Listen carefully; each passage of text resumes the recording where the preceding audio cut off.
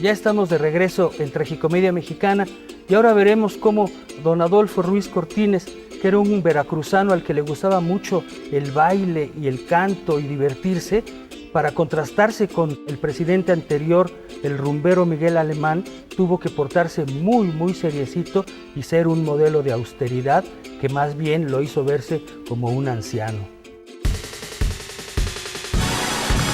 La corrupción es una herida profunda en el país, proclamó Adolfo Ruiz Cortines en su toma de posesión. El mensaje iba dirigido, claro, a Miguel Alemán, quien a partir de ahí, un tiempo, no sintió lo duro sino lo tupido. El nuevo mandatario no paró hasta cancelarle toda posibilidad de injerencia política. Implícitamente lo acusó de ladrón y anunció una moralización implacable que significaba una política de austeridad. Creó la CEMSA para evitar que se especulara con la distribución de los bienes. Suspendió el aparatoso programa de obras públicas y prohibió hasta los Cadillacs de lujo. Su guerra contra Miguel Alemán siguió con la desaparición de poderes en Guerrero y Yucatán, donde los gobernadores eran fieles alemanistas. Por tanto, el ratón Miguelito mejor se tomó unas largas vacaciones en Europa. Así, Ruiz Cortines pudo consolidar su poder absoluto y para ello le dio calambres a la CTM con la creación de otra central obrera, la CROC, la disque Confederación Revolucionaria de Obreros y Campesinos. Su gran sorpresa fue conceder derechos políticos a las mujeres. El contraste con Alemán, la ley antimonopolios, la vigilancia de los precios y la política de austeridad motivaron la desconfianza de la iniciativa privada, que perdieron jugosos negocios con el cese de las obras públicas. Por tanto, iniciaron una nueva fuga de capitales. Esto preocupó seriamente a Ruiz Cortines, quien se dio cuenta de que se le pasaba la mano y a partir de entonces se sacó de la manga el desarrollo estabilizador, que consistía en moderación en el gasto público, bajos salarios, búsqueda de créditos exteriores y estabilidad de precios y de la moneda. Ruiz Cortines dio seguridades a Estados Unidos de que era confiable y flexible. Para parar la fuga de capitales, se procedió una nueva devaluación que engordara aún más a los empresarios y financieros. El peso se cotizó entonces a 12.50 por dólar. También reinició el gasto público y las exportaciones empezaron a crecer. Se reinició el crecimiento económico y tanto el gobierno como la iniciativa privada quedaron muy contentos.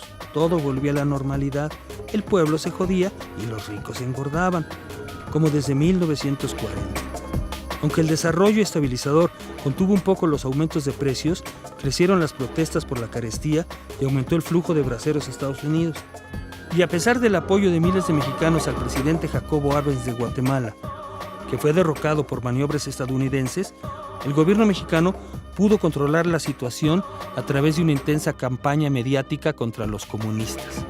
Ruiz Cortines consolidó su poder y la gente se acostumbró a su corbatita de moño y a su chochez. El trabajo fecundo y creador era su eslogan. Pero el chiste en boga era que el presidente se metía una mano en la bolsa, que tenía un gran hoyo, y de esa forma se tocaba los testículos sin saberlo. ¿Pasitas?, se preguntaba. ¿Cuándo compré pasitas? Como respuesta a la vida nocturna alemanista, en el gobierno de Ruiz Cortines, el regente de la Ciudad de México, Ernesto Uruchurtu, desató sus afanes puritanos. Cerró los clubes nocturnos a la 1 de la mañana y propició la censura para afirmar el machismo, sexismo, clasismo y racismo. El peor insulto era ser llamado indio. Al pobre se le enseñaba a respetar y obedecer al rico. Las mujeres debían someterse a los hombres. El sexo era terrible pecado. Quizá por eso, en el cine se iniciaron los desnudos artísticos y en toda peluquería se veían las revistas, pudibundamente porno, Bea y Vodevil.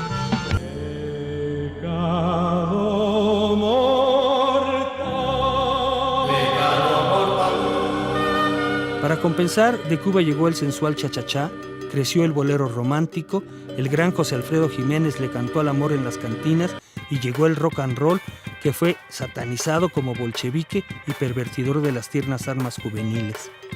Con él llegaron los rebeldes sin causa, las pandillas juveniles y la brecha generacional. A mediados del siglo, todo había cambiado. Ya no se usaban sombreros, la gente no cargaba pistolas, salvo en las canciones del Piporro, los trajes ya no eran cruzados y las faldas de las mujeres habían llegado a la rodilla. Además, se publicaron librazos de Arriola, Confabulario, de Juan Rulfo, Pedro Páramo, y debutó Carlos Fuentes como rutilante rumbero que leía y copiaba los recursos de la nueva novela de los franceses. Tuvimos los libros de Borges, Onetti, Carpentier. Y la tele, con sus telenovelas, había llegado para quedarse, a través del monopolio Telesistema Mexicano, después Televisa. Los éxitos del desarrollo estabilizador fueron desmentidos con los problemas sociales del fin de sexenio. Primero fueron los estudiantes del Instituto Politécnico Nacional, que fueron a la huelga y resultaron aplastados por la represión. Después, los campesinos de Sinaloa, exasperados por la falta de apoyos, invadieron latifundios y en la laguna se practicaron invasiones relámpago que se extendieron a otros estados. El gobierno arrestó entonces al líder Jacinto López. Más tarde vino la rebelión de los maestros, comandados por Otón Salazar, que fueron acusados de comunistas cardenistas. En 1958 se organizó una gran manifestación de maestros que incluyó además a telegrafistas y petroleros. La represión fue brutal y los maestros declararon la huelga y el gobierno trató de calmarlos con promesas de aumento de sueldo. Pero el movimiento obrero más fuerte fue el de los ferrocarrileros, encabezados por Demetrio Vallejo, quienes fueron a la huelga fastidiados por su sindicato charro y las pésimas condiciones de trabajo. Esta huelga organizó diversas movilizaciones y grandes manifestaciones que conmocionaron al país. Ruiz Cortines ya no quiso recurrir a la represión porque se hallaba en pleno proceso sucesorio y ante las elecciones de 1958. El viejito de las pasitas cubrió muy bien a su elegido, Adolfo López Mateos, y de ahí se inició la costumbre de llamar el tapado al próximo presidente. Ruiz Cortines controló muy bien el sistema y por primera vez ya no hubo opositores escindidos, como Ezequiel Padilla y Enríquez Guzmán en los sexenios anteriores. Pero si bien se disciplinó a los priistas, los ferrocarrileros siguieron en plan de lucha con paros escalonados y acumulativos. Las elecciones fueron un éxito absoluto para los priistas, otro carro completo, por lo que el gobierno se enfrentó de lleno a los obreros rebeldes, negó el registro de la Alianza de Telegrafistas, allanó las oficinas del Partido Comunista y encarceló a partidarios de Demetrio Vallejo y Otón Salazar. Una inmensa manifestación de maestros fue reprimida salvajemente en septiembre de 1958 y a Otón Salazar se le encarceló en Lecumberri. Por otra parte, se empezó a acercar a los ferrocarrileros mientras entablaban negociaciones. Vallejo siguió con los paros y como lo apoyaron grandes manifestaciones de estudiantes, el gobierno cedió momentáneamente y se preparó para enfrentar a los ferrocarrileros una vez que hubiese cambiado el gobierno.